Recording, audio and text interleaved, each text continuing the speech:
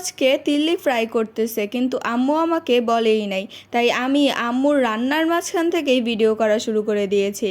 আম্মু প্রথমে তিল্লিগুলোকে ভালো করে ধুয়ে পরিষ্কার করে নিয়ে টুকরো টুকরো করে কেটে তারপর এগুলোর ভিতরে মশলা দেওয়া শুরু করলো। আম্মু এখানে দিয়েছে আদা রসুন বাটা, মরিচের গুঁড়ো, হলুদের গুঁড়ো, জিরার গুঁড়ো, ধনিয়ার গুঁড়ো, এলাচির গুঁড়ো এবং সাথে আধা টুকরা লেবুর রস। আরও অ্যাড করে দিল হাফ চামচের মতো সয়া সস। এগুলো এখন সময় নিয়ে খুব ভালো করে মেখে নিতে হবে। আপনারা কেউই পাত্রটার দিকে খেয়াল করবেন না প্লিজ, কারণ হচ্ছে আমি যে ভিডিও করব এটা আম্মু জানতো না। আম্মু তাই হাতের কাছে যেটা পেয়েছে সেটাতেই মাখা শুরু করে দিয়েছে। এরপর এটা ম্যারিনেট করা হয়ে গেলে আধা ঘন্টার জন্য ঢেকে রাখতে হবে।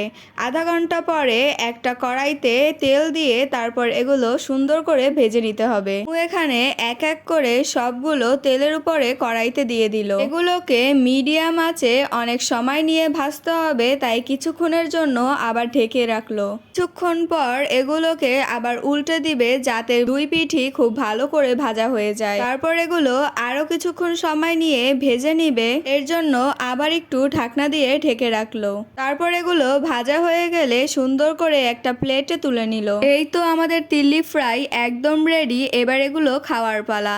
তিল্লিগুলো ভাত দিয়েও খাওয়া যায়, আবার এমনিও খাওয়া যায়।